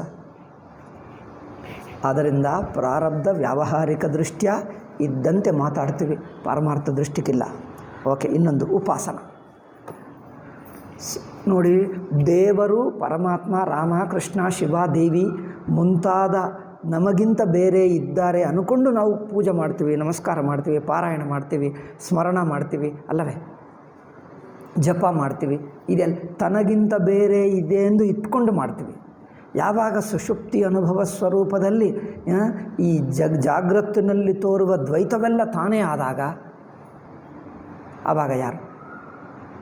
ಪಾರಮಾರ್ಥಿಕ ದೃಷ್ಟಿಗೆ ಉಪಾಸನ ಇಲ್ಲ. ಉಪಾಸನೆ ಏಕೆ ಮಾಡಲ್ಲ ಅಂದರೆ, ಉಪಾಸನ ಯಾರನ್ನು ಮಾಡಬೇಕು? ದೇವರನ್ನು. ಆ ದೇವರು ಯಾರಿದ್ದಾರೆ, ಎಲ್ಲಿದ್ದಾರೆ? ಏಕೆಂದರೆ ನಾನು ಒಬ್ಬ ವ್ಯಕ್ತಿ ಅಲ್ಲ, ನಾನು ಎಂಬುದು ವೃತ್ತೇ. ನಾನೆಂಬುದು ಕೇವಲ ವೃತ್ತಿ, ಅಲ್ಲಿ ವ್ಯಕ್ತಿಯೇ ಇಲ್ಲ. I tell you, there is nobody individual at all. There is only a thought of individuality, there is no individuality. ನೋಡಿ, there is only a thought of individuality. ನಾನು ಎಂಬ ಒಂದು ವೃತ್ತಿ ಇದೆ, ಬಿಟ್ಟರೆ ಅಲ್ಲಿ ಯಾರೂ ವ್ಯಕ್ತಿಯೇ ಇಲ್ಲ. ವ್ಯಕ್ತಿ ಅಂದರೆ ಯಾರು? ಈ ಬೆರಳು ವ್ಯಕ್ತಿಯ ನೀನಾ? ಇದು ನೀನಾ? ಇದು ನೀನಾ? ಈ ಕೈ ನೀನಾ? ಇದು ನೀನಾ? ಯಾವುದು ನೀನು ಹೇಳು? ಅಲ್ಲಿ ಕುರ್ಚಿ ನೀನಾ? ಎಲ್ಲಿ ಕೂತಿದ್ದು ಯಾವುದು ನೀನು ಹೇಳು? ನೀನಂದರೆ ಯಾರು ಅಲ್ಲಿ? ಇಷ್ಟರಲ್ಲಿ ನಾನು ಅಂದರೆ ಯಾರೋ ಯಾವುದು ಹೇಳೋಕ್ಕಾಗಲ್ಲ. ಸುಮ್ಮನೆ ನಾನೆಂಬುದು ಒಂದು ವೃತ್ತೇ ಹೊರತು ಏನೂ ಇಲ್ಲ ಅಲ್ಲಿ. ಇರವು ಇದ್ದೇನೆ, ಇರುವುಕ್ಕೆ ನಾನು ವೃತ್ತೇ ಬೇಕಾಗಿಲ್ಲ. ನೀವು ಇರವಿನ ಸ್ವರೂಪವೇ ಆಗಿದ್ದರೆ, ದ ಎಕ್ಸಿಸ್ಟೆನ್ಸ್ ಆ್ಯಂಡ್ ಕಾನ್ಷಿಯಸ್ನೆಸ್ ಇರವೇ ತಾನಾಗಿದ್ದರೆ ಅದಕ್ಕೆ ವೃತ್ತೇ ಬೇಕಾಗಿಲ್ಲ. ವೃತ್ತಿ ಇಲ್ಲದೆ ತಾನಿರ್ತೀವಿ. ಸುಷುಪ್ತಿಯಲ್ಲಿಲ್ಲವ? ಸುಷುಪ್ತಿ ಏಕೆ? ಎಚ್ಚರದಲ್ಲೇ ಸ್ವಲ್ಪ ಧ್ಯಾನ ಮಾಡು, ಕಣ್ಣು ಮುಚ್ಚಿಕೋ, ವ್ಯಕ್ತಿಯೇ ಇಲ್ಲ, ಅಷ್ಟೇ. ಎರವು ಮಾತ್ರ ಇದೆ. ಆ ಎರವು ಯಾರು? ಅಷ್ಟೇಕೆ ಸಣ್ಣ ಮಗು ನೋಡಿ, 2 ವರ್ಷ ಮಗುಕ್ಕೆ ನಾನು ಎಂಬ ವೃತ್ತಿ ಇತ್ತ? ಆ ವೃತ್ತಿರಹಿತ ತಾನು ಈಗಲೂ ಇದ್ದಾನೆ. ನೀವು ಸ್ವಲ್ಪ ಹಿಂದಿನ ಅನುಭವವನ್ನು ನೆನಪಿಸ್ಕೊಂಡು ಹಿಂದಿನಕ್ಕೆ ಭೂತಕಾಲಕ್ಕೆ ಹೋಗಿ ಹಿಂದಿನ ಹೋದರೆ ನೀವು ಚೈಲ್ಡ್ಹುಡ್ಗೆ ಹೋಗ್ತಾ ಇದ್ದರೆ 4-5 ವರ್ಷ ಹುಡುಗ ಆದರೆ ನೆನಪು ಕಮ್ಮಿ ಆಗ್ತಾ ಇರುತ್ತದೆ, ಘಟನೆಗಳು ಹೆಚ್ಚಿಲ್ಲ.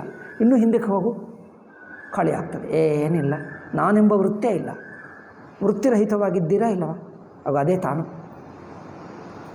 ನಾನೆಂಬ ವೃತ್ತಿ ಇಲ್ಲದೆ ಅಲ್ಲಿ ಸಣ್ಣ ಮಗುವಾಗಿ ಎಷ್ಟಿದ್ದೀವಿ ನೀನು? ಅಲ್ಲಿ ಸಣ್ಣ ದೊಡ್ಡ ಏನೂ ಇಲ್ಲ, ಥಾಟೇ ಇಲ್ಲ, ವೃತ್ತೇ ಇಲ್ಲ, ಸುಮ್ಮನೆ ಎರವು. ಆ ಎರವು, ಆ ಅರಿವು ನಾನೆಂಬ ವೃತ್ತಿ ಇಲ್ಲದೆ ಇದಲ್ಲ. ಅದನ್ನು ಏನು ಉಪಾಸನ ಮಾಡುವುದು? ಉಪಾಸನ ಮಾಡುವ ವ್ಯಕ್ತಿ ಇಲ್ಲ, ಉಪಾಸ್ಯ ದೇವತಾ ಇಲ್ಲ. ಅಂದರೆ ಒಂದೇ ತತ್ವವನ್ನು ಎರಡಾಗಿ ವಿಂಗಡಿಸಿ ನೋಡಿ, ನಾನೇ ನಾನು, ಇದೊಂದು ಈ ಕೈ ಎಂದು 2 ಮಾಡಿಕೊಂಡ್ರೆ ಈ ಕೈಯನ್ನು ನಿಮ್ಮನ್ನು ನೀವು ಶೇಕ್ ಹ್ಯಾಂಡ್ ಮಾಡಿದ್ದರೆ ಏನಾಗುತ್ತದೆ? ನಿಮ್ಮನ್ನು ನೀವು ಶೇಕ್ ಹ್ಯಾಂಡ್ ಮಾಡಿದ್ದರೆ ಏನಾಗುತ್ತದೆ? ಯಾರನ್ನು ಮಾಡ್ತಾ ಇದ್ದಾರೆ? ಯಾರಿಗೆ ನಮಸ್ಕಾರ ಮಾಡ್ತಾ ಇದ್ದಾರೆ? 2 ತಾನೇ. ಹಾಗೆ ಒಂದು ಕೆಳಗಿನ ಮಟ್ಟದ್ದು, ಮೇಲಿನ ಮಟ್ಟದ್ದು, ಇದು ಅದಕ್ಕೆ ನಮಸ್ಕಾರ, ಇದೆಲ್ಲ ಉಪಾಸನ ವ್ಯವಹಾರದಲ್ಲಿ ಹೊಂದುತ್ತದೆ. ಸ್ವರೂಪದಲ್ಲಿ ಉಪಾಸನಕ್ಕೆ ಅವಕಾಶ ಇಲ್ಲ, ಬೇಕಾಗಿ ಇಲ್ಲ. ಆದ್ದರಿಂದ ವ್ಯವಹಾರ ದೃಷ್ಟ್ಯ ಉಪಾಸನ, ಪಾರಮಾರ್ಥಿಕ ದೃಷ್ಟ್ಯ ಎಲ್ಲವೂ ಬ್ರಹ್ಮ ಮಾತ್ರ ಇರುವುದರಲ್ಲೇ ಉಪಾಸನ ಅಡಕವಾಯಿತು. ಬ್ರಹ್ಮವಾಗಿದ್ದಾನೆ, ಅದರಲ್ಲೇ ಉಪಾಸನ ಆಯಿತು. ಉಪಾಸನ ಆಗೇ ಬಿಟ್ಟಿತು, ಎಲ್ಲವೂ ತಾನೇ, ತನ್ನಲ್ಲೇ ಇದ್ದಾನೆ. ಟ್ರಾನ್ಸ್ಮೈಗ್ರೇಷನ್, ಪುನರ್ಜನ್ಮ, ಇದು ಒಳ್ಳೆಯದು. ಪುನರ್ಜನ್ಮ ಯಾರಿಗಿದೆ? ನಾನು ಒಂದು ಅಂದ್ಕೊಂಡರೆ ಇನ್ನೊಂದು ದೇಹ ಹಾಗೆ ಬದಲಾಯಿಸ್ತಾ ಇರ್ತೀನಿ. ಆತ್ಮ ಎಲ್ಲ ಕಾಲಗಳಲ್ಲಿ ಒಟ್ಟಿಗೆ ಇದೆ ಅಲ್ಲವೇ? ಪೂರ್ತಿ ಅನಾದಿ ಅನಂತ ಕಾಲದಲ್ಲಿ ಒಟ್ಟು ಅವಸ್ಥಕ್ಕೆ ಸಾಕ್ಷಿಯಾಗಿರುವ ಚೈತನ್ಯಕ್ಕೆ ಹಿಂದಿನ ಕಾಲ, ಮುಂದಿನ ಕಾಲ, ಈಗಿನ ಕಾಲ, ಎಲ್ಲ ಕಾಲವೂ ತಾನೇ ಆಗಿದ್ದರೆ ಹಿಂದೆ ಮುಂದೆ ಇಲ್ಲವೇ ಇಲ್ಲ. ಅಂದರೆ ಎಟರ್ನಲ್ ಎಂದು ಹೇಳ್ತೀವಿ ನೋಡಿ, ಕೂಟಸ್ಥ ನಿತ್ಯ, ಎಂದಿಗೂ ಇರುವಂಥ ನಿತ್ಯ, ಕೂಟಸ್ಥ ನಿತ್ಯವಾಗಿರುವ ಆತ್ಮವನ್ನು ತುಂಡಾಗಿ ನೋಡಿದ್ದರೆ ಒಂದು ಸೀಕ್ವೆನ್ಸ್ ಹುಟ್ಟುತ್ತದೆ. ನೀವು ಸ್ವಲ್ಪ ತಗೊಂಡರೆ ಅನೇಕ ತುಂಡುಗಳಾಗ್ತದೆ. ಎಲ್ಲ ಒಟ್ಟು ನೋಡಿದ್ದರೆ ಹಿಂದೆ ಮುಂದೆ ಇಲ್ಲ. ಈ ಪಾಯಿಂಟ್ ಹೇಳಿದ್ದೇನಲ್ಲ, ಹಿಂದಿನೇ ಉದಾಹರಣೆ ಹೇಳಿದೆ. ನೀವು ಒಟ್ಟು ನೋಡಿದ್ದರೆ ಹಿಂದೆ ಮುಂದೆ ಎನ್ನುವುದು ಕ್ರಮವಿಲ್ಲ. ಪಾರ್ಟ್ ಬೈ ಪಾರ್ಟ್, ಸಣ್ಣ ಭಾಗ ನೋಡುತ್ತಾ ಇದ್ದರೆ ಕ್ರಮವಾಗುತ್ತದೆ. ಅದರಿಂದ ಸ್ವತಃಸಿದ್ಧವಾದ ಆತ್ಮ, ಇರವಿನ ಸ್ವರೂಪ ಆತ್ಮನನ್ನೇ ದೇಶಕಾಲ ದೃಷ್ಟ್ಯ ನೋಡಿದ್ದರೆ ಅನೇಕ ಜನ್ಮಗಳು ಪಡ್ಕೊಂಡಂತೆ ಅನಿಸುತ್ತದೆ. ವ್ಯಾವಹಾರಿಕ ದೃಷ್ಟ್ಯ ಅನೇಕ ಜನ್ಮಗಳು, ಅನೇಕ ಜನ್ಮಗಳಲ್ಲಿರುವುದು ನಾನೊಬ್ಬನೇ. ಮರಿಗೆ ಅನೇಕ ಜನ್ಮಗಳೇಕೆ? ಎಲ್ಲ ಜನ್ಮಗಳಲ್ಲಿ ತಾನೇ ಸಾಕ್ಷಿ ಒಬ್ಬನೇ. ತನಗೆ ಹಿಂದಿನ ಮುಂದಿನ ಎನ್ನುವುದು ಕ್ರಮ ಇಲ್ಲ. ಕ್ರಮವಿಲ್ಲದ ಎರವು ಮಾತ್ರ ತಾನಿದ್ದರೆ ಅದೇ ಕೂಟಸ್ಥ ನಿತ್ಯ. ಹಾಗೆ ಆದ್ದರಿಂದ ವ್ಯಾವಹಾರಿಕ ದೃಷ್ಟ್ಯ ಪುನರ್ಜನ್ಮ, ಪಾರಮಾರ್ಥಿಕ ದೃಷ್ಟ್ಯ ಜನ್ಮರಹಿತ ಎರವು ಮಾತ್ರ. ಅದೇ ದ ಸೇಮ್ ಥಿಂಗ್. ಹಾಗೆ ಅಂದರೆ ಈ ವ್ಯಾವಹಾರಿಕ ದೃಷ್ಟಿ, ಪಾರಮಾರ್ಥಿಕ ದೃಷ್ಟಿ ಭೇದದ ಪ್ರಯೋಜನವೇನೆಂದರೆ, ಒಂದು ದೃಷ್ಟಿಗೆ ಒಂದು ಬಗೆ ಕಂಡು ಬರುತ್ತದೆ, ಇನ್ನೊಂದು ದೃಷ್ಟಿಗೆ ಇನ್ನೊಂದು ಬಗೆ. ನಂತರದ 3 ಸ್ಟೇಟ್ಸ್ ಆಫ್ ಕಾನ್ಷಿಯಸ್ನೆಸ್, 3 ಅವಸ್ಥೆಗಳಿವೆ ಎಂದು ಅನಿಸುತ್ತದೆ ನಮಗೆ. ಏಕೆಂದರೆ ನಾನು ಯಾವಾಗಲೂ ಒಂದು ಅವಸ್ಥೆಯಲ್ಲಿದ್ದೇನೆ, ಇದಲ್ಲದೆ ಇನ್ನೊಂದು ಅವಸ್ಥೆ ಇದೆ ಅನಿಸುತ್ತದೆ. ಅರಿವಿಗೆ ಇನ್ನೊಂದಿದೆ ಅನಿಸುತ್ತದೆ. ಅರಿವಿಗೆ ಇನ್ನೊಂದೆಂಬುದೇ ಇಲ್ಲ. ಅರಿವಿಗೂ ಎಲ್ಲವೂ ಅರಿವೆ, ಅವಸ್ಥೆನೇ ಇಲ್ಲ. ಸಾಕ್ಷಿಕ ಅವಸ್ಥೆ ಇಲ್ಲ, ಪ್ರಮಾತೃಕ ಅವಸ್ಥೆ ಇದೆ. ಅವಸ್ಥೆ ಒಳಗಿನ ವ್ಯಕ್ತಿಗೆ ಅವಸ್ಥೆ ಇದೆ ಅಷ್ಟೇ ಹೊರತು ಅದರಿಂದ 3 ಅವಸ್ಥೆಗಳೇ ಎನ್ನುವುದು ಜೀವಬುದ್ಧಿಗೆ. ಸಾಕ್ಷಿ ದೃಷ್ಟಿಗೆ ಅವಸ್ಥೆಗಳೇ ಇಲ್ಲ. ಅವಸ್ಥೆಗಳಿಲ್ಲ ಅಂದರೆ ಎಲ್ಲಿ ಬಿಡ್ತಾನೆ? ಎಲ್ಲಿ ಇಲ್ಲ. ನಾನು ಎಂದಿಗೂ ಇದ್ದೇನೆ ಅಂದರೆ, ಎಂದಿಗೂ ಇದ್ದೇನೆ ಅನ್ನುವವನಿಗೆ ನಿನ್ನೆ ಇದ್ದೆ, ಇವತ್ತು ಇದ್ದೆ, ನಾಳೆ ಇದ್ದೇನೆ, ನಾಳೆ ಇರ್ತೀನಿ, ಮತ್ತು ಇದ್ದೆ ಎನ್ನುವಾಗ ಇನ್ನು ನಾಳೆ ನಿನ್ನೆ ಏನು ವ್ಯತ್ಯಾಸ? ಎಂದಿಗೂ ಇರುವವನಿಗೆ ನಾಳೆ ಇವತ್ತು ಏನು ವ್ಯತ್ಯಾಸ? ನಿನ್ನೆನೂ ಇದ್ದಾನೆ, ಇವತ್ತು ಇದ್ದಾನೆ, ಮತ್ತು ಇರುವಿಕೆಗೆ ಏನು ವ್ಯತ್ಯಾಸ? ಇರುವಿಕೆ ನಾಳೆ ಆದರೇನು ಇವತ್ತು? ಆಕಾಶಕ್ಕೆ ವಯಸ್ಸಿದೆಯಾ? ಆಕಾಶವು ಎಷ್ಟು ಹಳೆದು ಹೇಳಿ? ಈ ಗೋಡೆಗಳು ನೋಡಿ, ಈ ಮನೆ ಎಷ್ಟು ಹಳೆದು ಹೇಳಬಹುದು. ಸ್ವಾಮೀಜಿ ಕಾಲದಲ್ಲಿ ಕಟ್ಟಿಸಿದ್ದಾರೆ. ಸ್ವಾಮೀಜಿ 74, 75 ಶರೀರ ಬಿಟ್ಟರು. ಅಂದರೆ ಇದು 30-40 ವರ್ಷ ಆಯಿತು, ಹೆಚ್ಚಾಯಿತು. 50. ಕರೆಕ್ಟೇ, 50 ಒಂದು. ಈ ಗೋಡೆಗಳು ನೋಡಿ, ಇದು ಎಷ್ಟು ಹಳೆದು ಹೇಳಬಹುದು. ಆಕಾಶದ ವಯಸ್ಸೆಷ್ಟು ನೋಡಿ, ಚೆನ್ನಾಗಿ ನೋಡಿ, ಬೇಕಾದರೆ ಮುಟ್ಟಿ ಎಲ್ಲ ಮಾಡಿ ಎಲ್ಲ ಆ ಸೈಡ್ನಿಂದ ಈ ಸೈಡ್ನಿಂದ ನೋಡಿ, ಇದು ಎಷ್ಟು ಹಳೆದ ಆಕಾಶ ಹೇಳಿ. ಯಾಕೆ ಹೇಳಕ್ಕ? ಆಕಾಶವು ಕಾಲದಲ್ಲಿ ನಡೆಯುತ್ತಾ ಇರುವಂಥ ಕಾಲಕ್ರಮದಲ್ಲಿ ಮುಂದುವರಿಯುವುದಲ್ಲ. ಅದಕ್ಕೆ ಕಾಲವಿಲ್ಲ, ಕ್ರಮ ಇಲ್ಲ, ಚೇಂಜ್ ಇಲ್ಲ. ನೀವು ಎಂದಿಗೂ ನೋಡಿದರೂ ಒಂದೇ ಕಂಡು ಬರ್ತದೆ, ಹಾಗೇ ಇದೆ. ನೀವು ಎನಿ ಟೈಮ್ ಯಾವಾಗಲೂ ನೋಡುವ ಆಕಾಶ ಇದೆ, ಮತ್ತೆ ನಾಳೆ ಬಂದು ನೋಡು ಇದೆ, ಮತ್ತೆ ನೋಡು ಇದೆ. ಇದು ನಿನ್ನೆ ಆಕಾಶ, ಇವತ್ತು ಆಕಾಶ ಎಂದು ವ್ಯತ್ಯಾಸ ಅನಿಸುತ್ತದೆ. ಒಂದೇ ಇರವು. ಹಾಗೇ ಅರಿವೇ ಅರಿವು. ಅದಕ್ಕೆ ಕಾಲವಿಲ್ಲ, ಅವಸ್ಥೆ ಇಲ್ಲ. ಅವಸ್ಥಾ ಅನಿಸಿಕೆ ವ್ಯಾವಹಾರಿಕ ದೃಷ್ಟ್ಯ, ಸ್ವಾನುಭವ ದೃಷ್ಟ್ಯ ಅವಸ್ಥೆ ಇಲ್ಲ. ಅದರಿಂದ ಪಾರಮಾರ್ಥಿಕ ವ್ಯಾವಹಾರಿಕ ದೃಷ್ಟಿಗೆ ಒಂದು ಪಕ್ಕ ಅವಸ್ಥೆಗಳು ಮಾತಾಡ್ತಾರೆ, ಇನ್ನೊಂದು ಪಕ್ಕ ಅವಸ್ಥೆ ಇಲ್ಲ ಹೇಳ್ತಾರೆ. ಇದನ್ನು ಹೇಗೆ ಅರ್ಥ ಮಾಡಿಕೊಳ್ಳುವುದು? ಅಲ್ಲವೇ? ಇನ್ನೊಂದು ಹೇಳ್ತೀನಿ ನೋಡಿ. ಪುನರ್ಜನ್ಮ ಹೇಳ್ತಾರೆ, ಮತ್ತೊಂದು ಸತಿ ಪುನರ್ಜನ್ಮ ಇಲ್ಲ ಹೇಳ್ತಾರೆ. ಪುನರ್ಜನ್ಮ ಇದಾ ಇಲ್ಲವಾ ಹೇಳಿ? ವ್ಯಾವಹಾರಿಕ ದೃಷ್ಟಿಗಿದ್ದೇ ಇದೆ. ಪಾರಮಾರ್ಥಿಕ ಅಂದರೆ ಒಂದು ಕಡೆ ಇದ್ದು ಇನ್ನೊಂದು ಕಡೆ ಇಲ್ಲ. ಇದು ಡಬಲ್ ಮಾತೇನು? ಡಬಲ್ ಅಂದರೆ ಅದನ್ನೇ ಈ ದೃಷ್ಟ್ಯ ಹೀಗೆ ಇದ್ದಂತೆ ಆ ದೃಷ್ಟ್ಯ ಎಲ್ಲವೂ ಒಟ್ಟೇ ಆಯಿತು. ಅದರಿಂದ ಜನ್ಮ ಪ್ರಸಕ್ತಿ ಬರಲ್ಲ. ಹಾಗೆ the 3 states, the state of beginningless of the ಸಂಸಾರವು ಅನಾದಿ ಹೇಳ್ತೀವಿ. ಸಂಸಾರವು ಅನಾದಿ ಎನ್ನುವುದು ವ್ಯಾವಹಾರಿಕ ದೃಷ್ಟ್ಯಾನೇ. ಪಾರಮಾರ್ಥಿಕ ದೃಷ್ಟಿಗೆ ಅನಾದಿ ಇಲ್ಲ, ಅನಂತ ಇಲ್ಲ, ಸಂಸಾರವೇ ಇಲ್ಲ. ಸಂಸಾರ ಅಂದ್ರೇನು? ಕರ್ತೃ ಭೋಕ್ತೃ ಸುಖ ದುಃಖಗಳಿಗೆ ಒಳಗಾಗುವುದೇ ಸಂಸಾರ. ಪರಿಮಿತನಾಗಿ ಅನೇಕ ಸಂಬಂಧಗಳನ್ನಿಟ್ಕೊಂಡು ವಿವಿಧ ಅನುಭವಗಳಿಗೆ ಒಳಗಾಗುತ್ತಾ ಇರುವುದೇ ಸಂಸಾರ. ಸಂಸಾರ ಅಂದ್ರೇನು? ಸುಖದು ಕೇಳಿಸ್ತಾ ಇದೆಯೋ ನಾನು ಈ ಮಾತು? ಅಂದರೆ ಸುಖ ದುಃಖಗಳಿಗೆ ಒಳಗಾಗುತ್ತಾ ಇರುವುದನ್ನು ಸಂಸಾರ ಹೇಳಿದ್ದೇವೆ. ಇದು ಇದೆ, ಇಲ್ಲ ಎಂದು ಹೇಳೋಕ್ಕಾಗಲ್ಲ. ಏಕೆ? ವಿವಿಧ ಅನುಭವಗಳು ಬರುತ್ತಾನೆ ಇವೆ. ಅರಿವಿಗೆ ಒಂದು ಬಂತು ಒಂದು ಹೋಯಿತು ಎಂದು ಅನಿಸುತ್ತದೆ. ಅರಿವಿಗೆ ಒಂದು ಬಂತು ಇಲ್ಲ ಹೋಗುತ್ತೆ. ಆಕಾಶಕ್ಕೆ ಒಂದು ಬಂತು ಒಂದು ಹೋಯಿತು ವ್ಯತ್ಯಾಸ ಆಗ್ತದೆ. ಕುರ್ಚಿ ತಂದಿದ್ದೇವೆ, ಆ ಹಳೆ ಕುರ್ಚಿಯನ್ನು ತೆಗೆದು ಬಿಟ್ಟಿದ್ದೇವೆ, ಹೊಸ ಕುರ್ಚಿ ತಂದಿದ್ದೇವೆ, ವ್ಯತ್ಯಾಸ ಆಗ್ತದೆ ಆಕಾಶಕ್ಕೆ. ಹಾಗೆ ಅರಿವಿಗೆ ಒಬ್ಬನು ಬಂತ ಹೋಯ್ತಾ ಹಿಂದೆ ನೇಡು ನಿನ್ನೆ ದಿವಸ ಇವತ್ತು ದಿವಸ ಏನು ವ್ಯತ್ಯಾಸವೇ ಇಲ್ಲ. ಹಾಗೆ ಸಂಸಾರ ಎಂಬುದು ಹೋಗುವುದೆಂಬುದು ಬರುವುದೆಂಬುದು ಎರಡೂ ಇಲ್ಲ. ಅದು ಎಂದಿಗೂ ಬಂದೇ ಇರುತ್ತದೆ. ಸ್ವರೂಪ ದೃಷ್ಟ್ಯ ನಿತ್ಯ ಮೋಕ್ಷ. ಲೌಕಿಕ ದೃಷ್ಟ್ಯ ಸಂಸಾರ ಇದೆ, ಬಿಡುಗಡೆ ಇದೆ. ಸಂಸಾರವಿದೆ ಅಂದರೆ ಇದೆ ಕಂಡು ಬರ್ತಾ ಇದೆ. ಮೋಕ್ಷ ಇದೆ ಅಂದರೆ ಹೌದು ಇದೆ ಎಂದು ಹೇಳ್ತಾರೆ. ಮೋಕ್ಷ ಅಂದರೆ ನೀವು ಸಂಸಾರ ಇದೆ ಎಂದು ಒಪ್ಕೊಂಡ್ರೆ ಮೋಕ್ಷ ಹೇಳ್ತೀವಿ. ಬಟ್ ಸಂಸಾರವೇ ಇಲ್ಲದಿದ್ದರೆ ಅದರಿಂದ ಸಂಸಾರದಿಂದ ಬಿಡುಗಡೆ ಆಗಲ್ಲ. ಏನಾಗ್ತದೆ? ಸಂಸಾರವೇ ಇಲ್ಲ ಎಂದು ಗೊತ್ತಾಗ್ತದೆ. ಈಗ ಬಿಡುಗಡೆ ಏಕೆ? ಏನಪ್ಪ, ನಿಮಗೆ ರೋಗ ಇದ್ದರೆ ಡಾಕ್ಟರ್ ಹತ್ತಿರ ಹೋಗಿ ನನಗೆ ರೋಗ ಇದೆ ಅಂತೆ, ಅಯ್ಯೋ ನನಗೇನೋ ಅನಿಸುತ್ತಾ ಇದೆ, ಇಲ್ಲಿ ನೋವಾಗ್ತಾ ಇದೆ ನೋಡಿ, ಇದರಿಂದ ನೋಡಿ ಅವರು ಹೇಳಿದ್ದಾರೆ ಬಿ ಪಿ ಇದೆ ನಮಗೆ ಎಂದು ಹೇಳಿದ್ದಾರೆ, ನೀವು ಔಷಧಿ ಕೊಡಿ ಬಿ ಪಿಗೆ. ಅವ್ರು ಹೇಳ್ತಾರೆ ನಿಮಗೆ ಬಿ ಪಿ ಇಲ್ಲವಲ್ಲ, మరి ಔಷಧಿ ಏಕೆ? ನಿಮಗೆ ಸಂಸಾರವೇ ಇಲ್ಲದಿದ್ದರೆ ಮೋಕ್ಷ ಏಕೆ? ನೀನೇ ಮುಕ್ತ. ಹಾಗೆ ಸ್ವರೂಪ ದೃಷ್ಟ್ಯ ಸಂಸಾರ ಇಲ್ಲ, ಮೋಕ್ಷ ಬೇಕಾಗಿಲ್ಲ. ವ್ಯಾವಹಾರಿಕ ದೃಷ್ಟ್ಯ ಸಂಸಾರ ಇದ್ದಂತೆ ಅಂದ್ಕೊಳ್ತಾನೆ. ಆಯಿತು, ಅಂದ್ಕೊಂಡ್ರೆ ಬಿಡಿಸ್ಕೊ.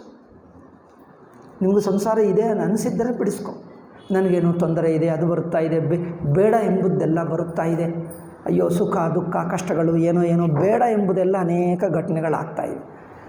ಬಂದಿದ್ದು ಬೇಡ ಹೇಳಬೇಡ. ಆಗತೆ ಸ್ವಾಗತಂ ಕುರ್ಯಾತ್ ಗಚ್ಚಂತಂ ನನಿವಾರಯೇತ್ ಎಂದು ಹೇಳಿದ್ದಾರೆ ಯಾರೋ. ಅಂದರೆ ಏನು?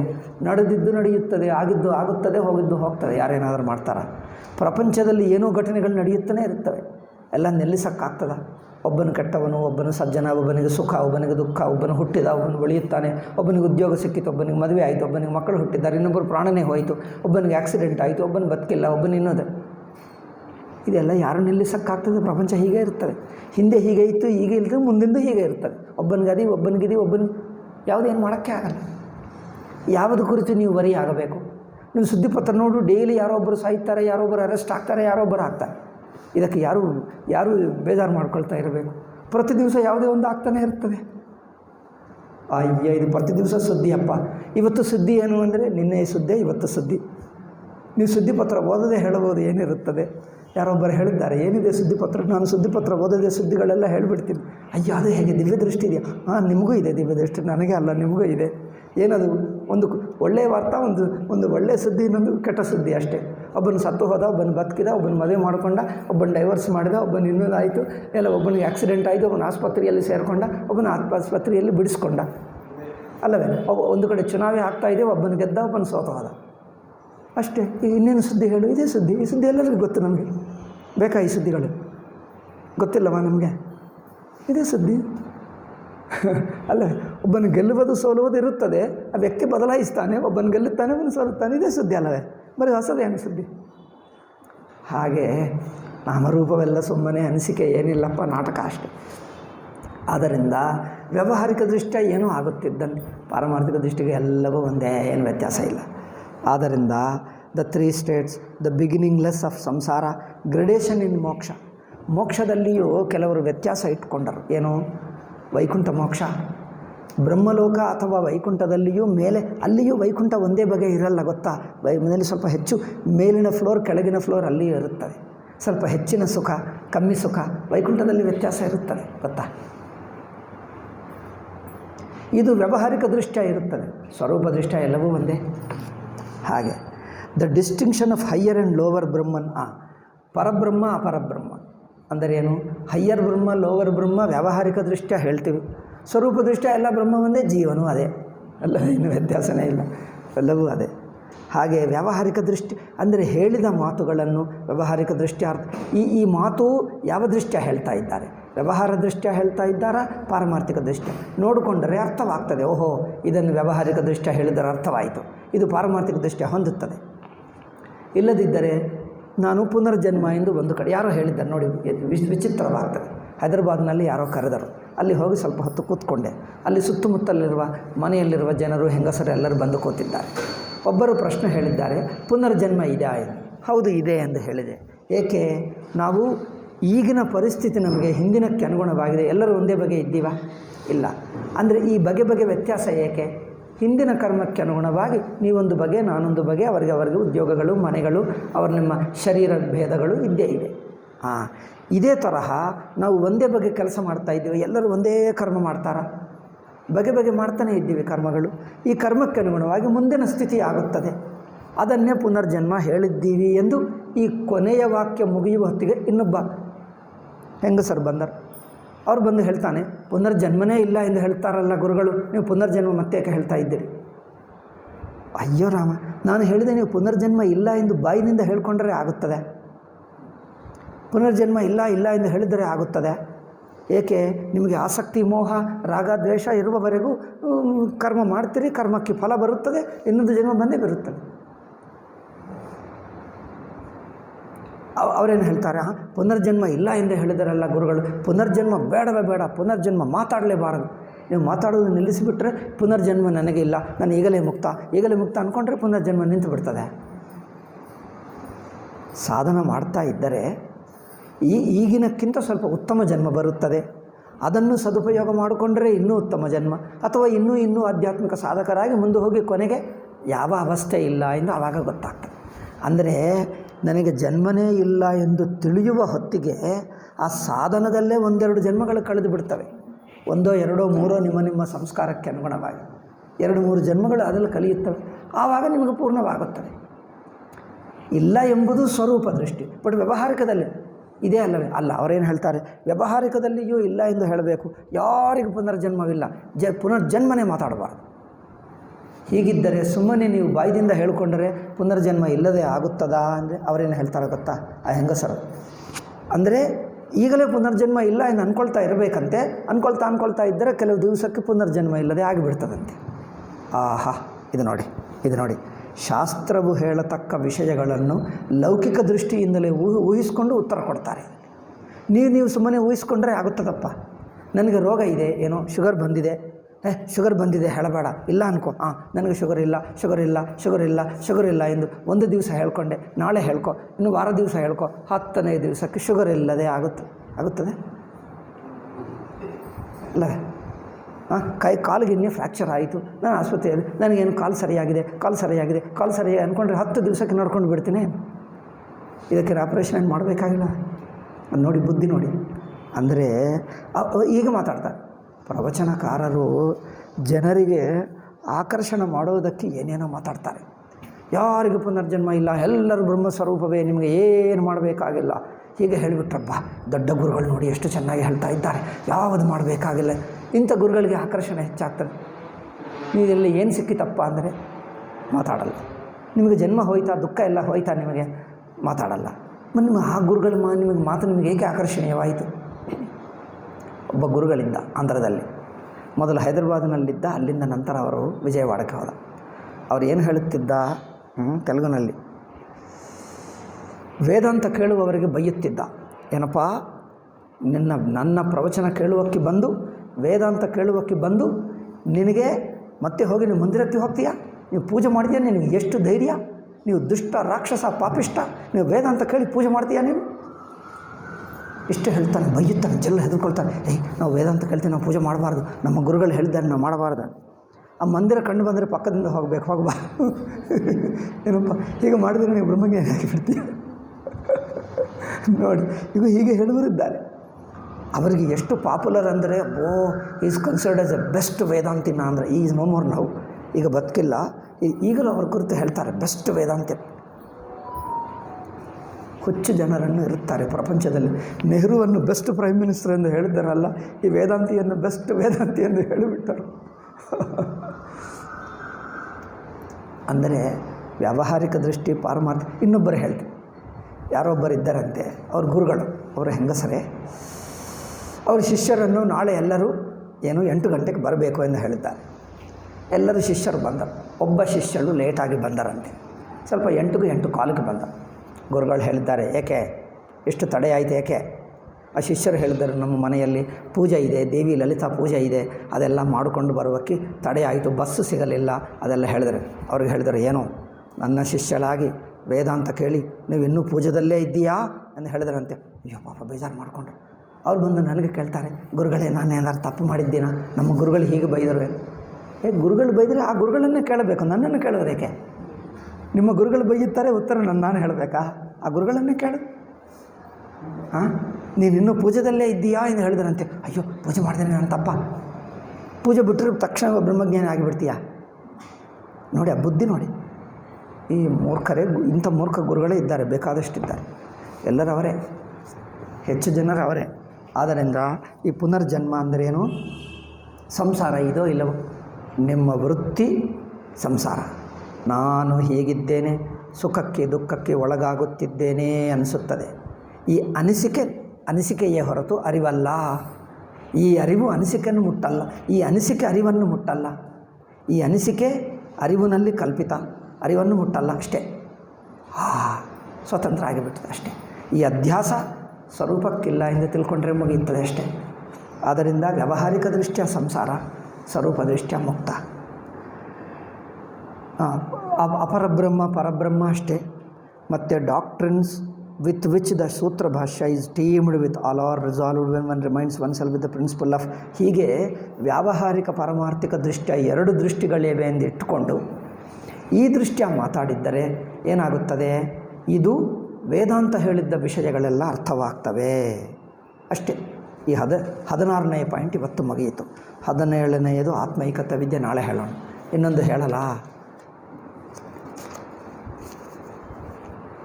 ಸಚ್ಚಿದಾನಂದೇಂದ್ರ ಸ್ವಾಮೀಜಿ ಒಂದು ಸಲ ಪೂರ್ವಾಶ್ರಮ ಗೃಹಸ್ಥರಾಗಿರು, ಆವಾಗಲೇ ಒಳ್ಳೆಯ ವೇದಾಂತಿ ಜ್ಞಾನಿ ಆಗಿದ್ದರು.